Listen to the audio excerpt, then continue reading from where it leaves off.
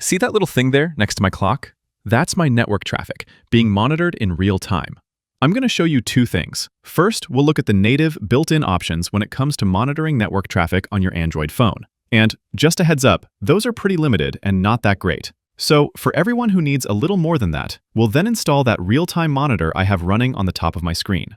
Android doesn't have real-time live monitoring for all network traffic, but you can see which apps are using data and how much they're using. We can check this by going to Settings, and from there, we'll go to Connections. Under Connections, we'll go to Data Usage, and there we have two sections to look at: Mobile Data Usage and Wi-Fi Data Usage. These will show the data use for a set time period, ranking your apps from the biggest consumers to the smallest. These do a decent job at giving you an idea what's consuming data over the long term, but it's not that great for any kind of real-time monitoring, which is sometimes nice to have. If you want real-time monitoring, you can go to the Play Store and download an app like this one here.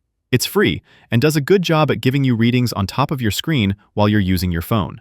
There's a handful of settings to choose from, like whether you see your upload or download traffic, or both. And then as you're using your phone, you'll see your traffic in real time on the top of your screen. Pretty basic, but really nice to have that feature. So there you have it. Sometimes a third-party app is the best way to go. Click that like button if this helped, and subscribe for more easy guides like this.